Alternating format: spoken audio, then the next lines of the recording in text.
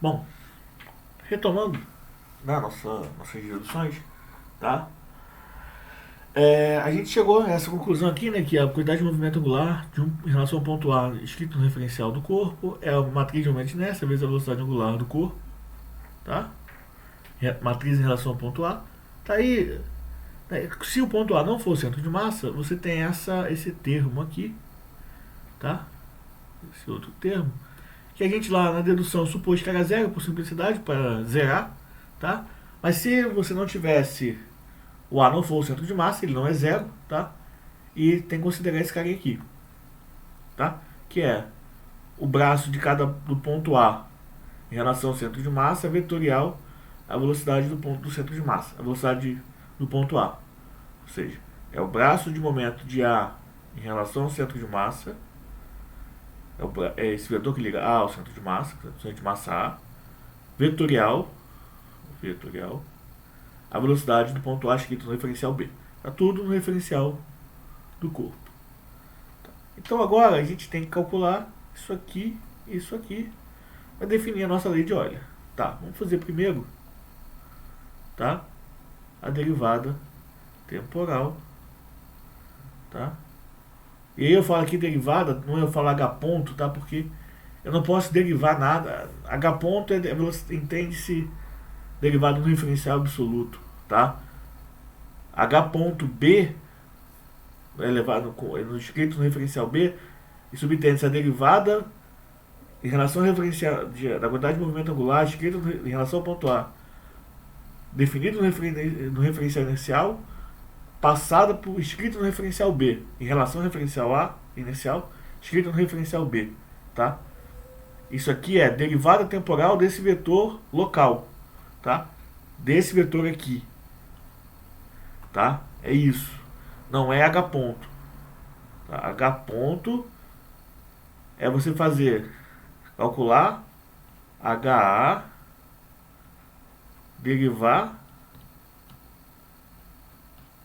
HA, e aí você vai e multiplica por T transposto. P dt HA. Isso é diferente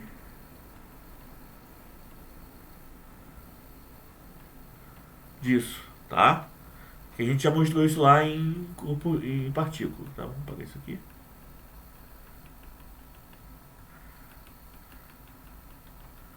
Esse é o erro que a maioria das pessoas comete quando está fazendo essas deduções aqui, tá? Então vamos lá. Bom, pega a caneta, pronto. Então, quem é esse cara aqui? É IA, B, velocidade angular do corpo, mais M,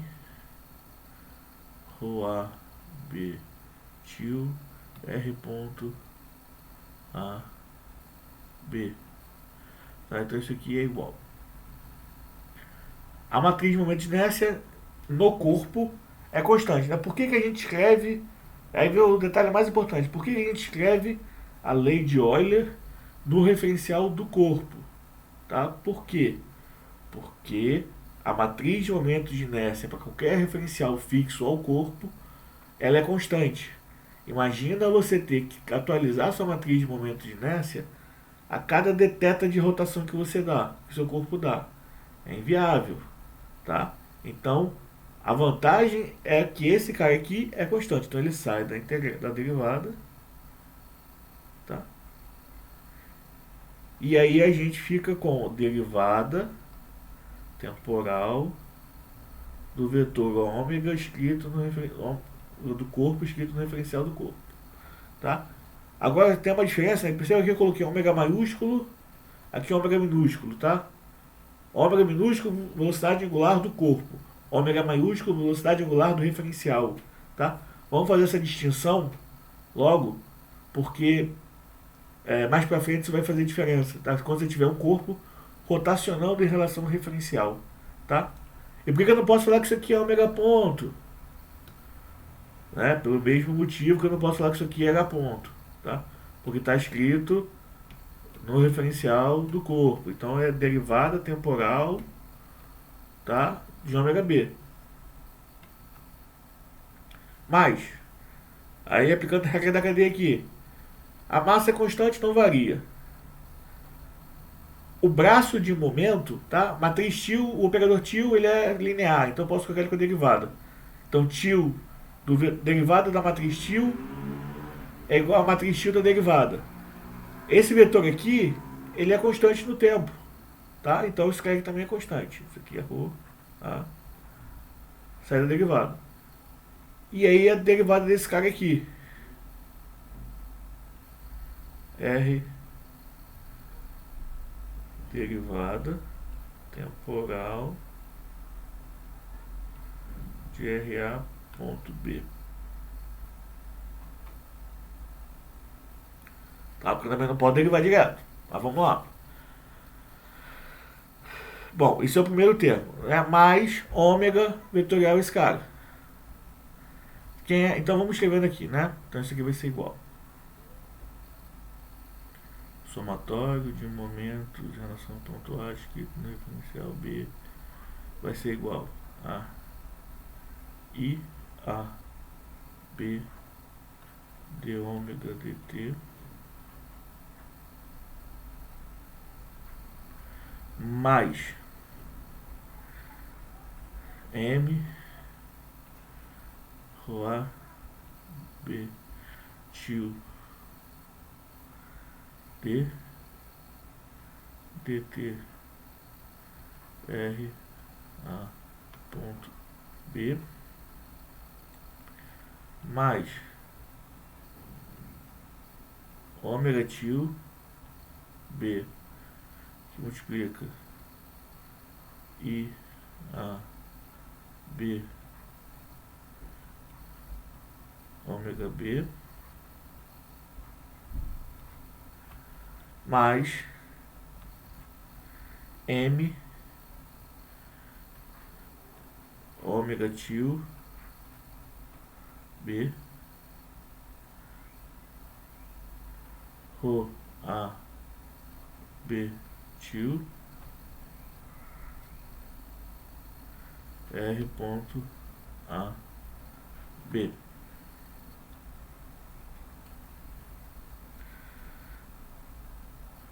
Bom, ainda não está com a cara da forma tradicional, por quê? Tá? A gente sabe, tá, que R dois pontos AB é igual a D R ponto A B dt mais a velocidade angular do vetor, a velocidade angular do referencial vezes R ponto A B. Tá? Então, juntando esse cara com esse cara, eu vou ter que a minha lei de Euler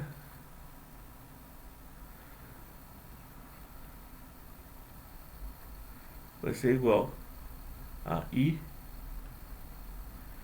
em relação ao ponto A. Lei de Euler escrita em relação ao ponto A no referencial do corpo B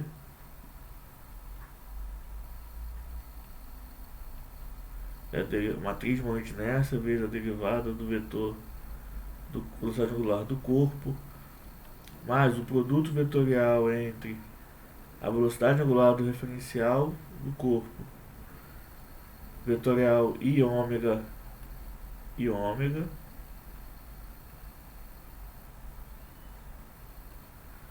mais M rho A B tio R dois pontos A B. Esta é a lei de Euler na sua forma final para um ponto A qualquer dentro de um corpo rígido.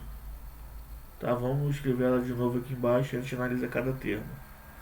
Então eu tenho somatório dos momentos em relação ao ponto A escrito no referencial B é igual a minha matriz de momentos de inércia em relação ao ponto A no referencial do corpo e a derivada da minha velocidade angular do corpo mais velocidade angular do meu referencial vetorial, o produto e ômega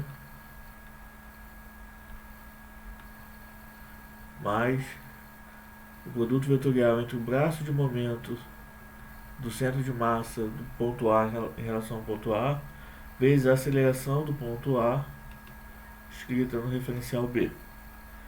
Bom, começando, né? Aí vem as simplificações, né? Porque em geral, tá? Ponto a gente vai ser ou centro de massa ou um ponto tal que R dois pontos seja igual a zero. O ponto fixo em geral, né? Fixo em geral. Não necessariamente só com aceleração nula, mas em geral você vai escolher um ponto que não se mexe. Opa.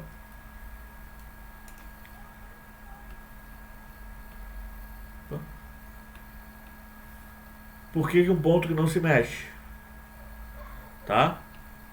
Porque aí você... Opa, cadê? Tem que botar a caneta.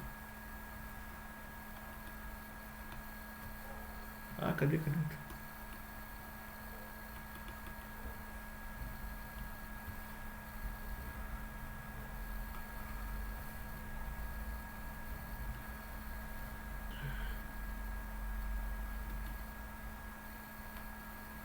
Ai, sumiu.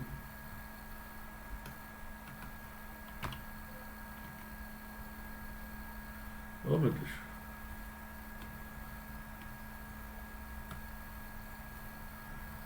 Sumiu aqui a barrinha.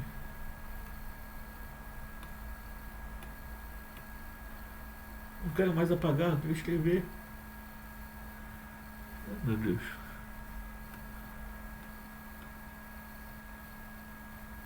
Ah, voltou. Graças a Deus.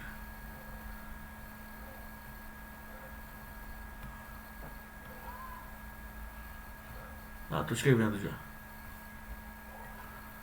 Ah, a barra fica aqui em cima.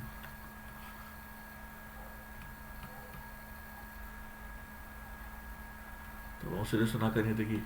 Vai fechar você, obrigado. Volta pro full screen. Tá, vamos lá. Vou pegar outra cor de caneta aqui para riscar.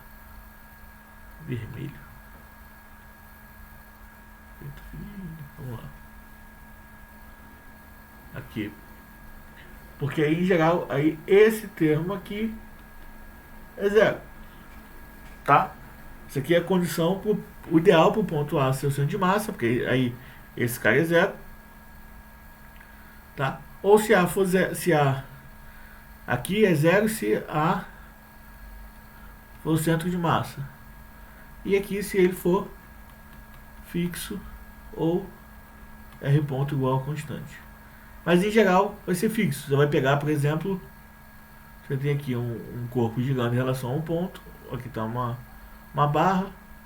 Tá? Você vai fazer momento em relação a esse ponto aqui. Por quê? Porque ele está parado. Você pode fazer em relação ao centro de massa? Pode. Mas aí você vai ter que incluir os momentos das reações aqui. Vão aparecer aqui nessa conta.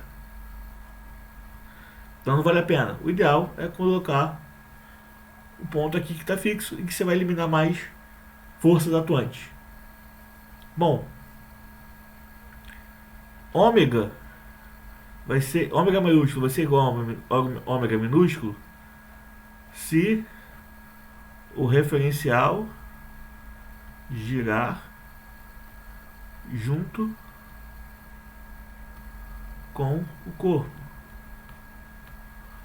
E aí, se você tem isso aqui, tá? Você pode garantir que d ômega dt é ômega ponto B, porque ômega tio ômega vai ser zero se eles são iguais. Mas não precisam, na verdade, nem ser iguais, tá? Basta que eles sejam paralelos. Você já garante esta condição aqui, tá? Essa condição aqui do ômega ponto. Agora, se ômega for paralelo a ômega e I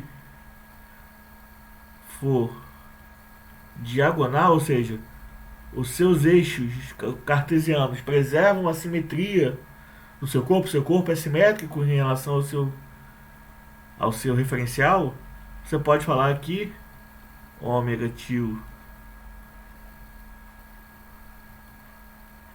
e ômega é zero, tá?